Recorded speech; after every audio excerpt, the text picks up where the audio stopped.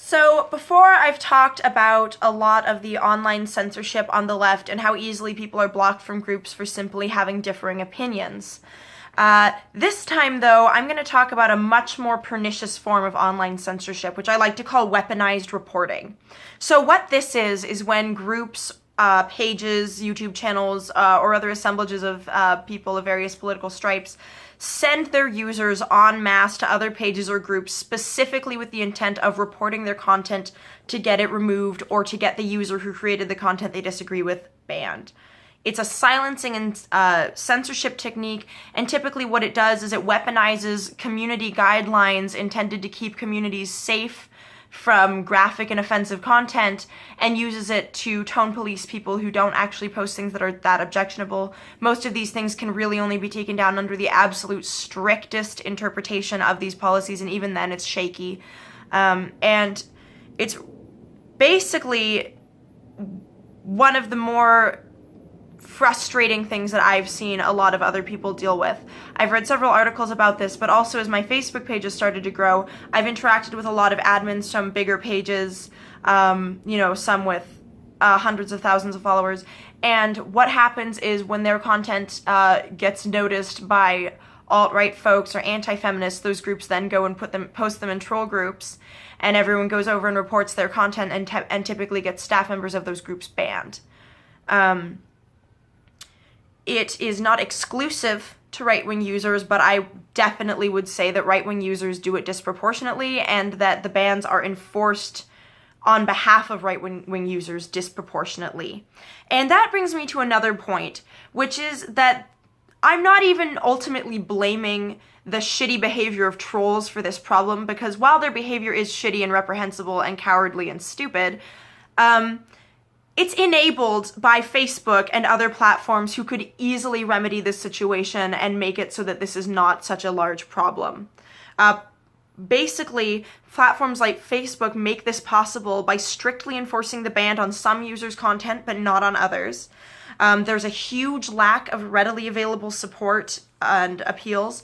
In fact, I've seen screenshots where people have shown that Facebook says they will not lift a ban of any length for any reason under any circumstances.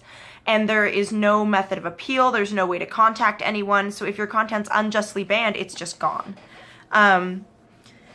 And it protects individuals who harass and threaten people by punishing the victims for exposing them. One of the most common things that I've seen users in Facebook groups get banned for is they'll share an image of a person harassing them online, and then they'll be banned because they expose the person harassing them. However, no one goes to investigate the person who harassed this user. And by the way, just to be clear, you can report a profile, but you can't actually report individual messages that you receive from people. So this is one of the only ways to bring this behavior to people's attention publicly. So when you take that away by enabling mass reporting to shut it down when people try to expose harmful and dangerous behavior, you're fundamentally punishing the victim for speaking out about what's happening to them. And the harms don't just end there. It's also disproportionately used for tone policing for minorities and people of color, especially when they are even a little bit hyperbolic or vent even a little bit about the situations they have to deal with racism or sexism. There are a lot of other marginalized groups that are impacted by this. A lot of trans people are banned for bringing attention to transphobia. And so it also cuts people off from a lot of resources, because a lot of people depend on Facebook as a lifeline to contact with friends or family. And also, Facebook is often used in a business capacity. Facebook is used in many different ways. And so when you have a program or a website that's that vital to people, I think there really is a point where people should reasonably expect that they won't unjustly lose access to that, especially because Facebook sells things like ad space, which means they do encourage you to put money into developing a presence on their site, and then you can lose that when their users violate the policies by abusing community guidelines. But let's talk real quick about how this is disproportionately used by right-wing users and also anti-feminists, because I've seen this happening a lot. And I find it so ironic, because this is a group of people that typically refer to left-wing users as the regressive left. any users who are politically correct or any users who talk about social issues at any kind of level that's more academic, where they start talking about language and things like that, any of those people they accuse of censorship. They accuse of trying to control other people and what they say. They say that when these people simply say to not go to things or to boycott them or to fight them that way, that's censorship. And I think that that's really interesting to constantly complain about how you're being censored, about how the other side won't engage, how your ideas won't be engaged with and talked about, and how that's so unfair. And then you go and you deliberately weaponize policies in order to not only get that stuff, the posts that you disagree with, removed, but get the person who made it banned. And the worst thing is, this isn't even forced against people who are directly attacking other people. These people are mass reporting posts that have nothing to do with them, that are barely objectionable, simply with the goal of trying to silence people they disagree with. And I think it's hilarious because it's the most cowardly thing in the world. Every time I see someone get banned, it says a lot more about the people who got them banned than it actually does about the person being banned. Because unless you are harassing individual people, unless you are openly spewing violence or hate speech, you shouldn't be banned for speaking out against certain behaviors. You shouldn't be banned for speaking your mind.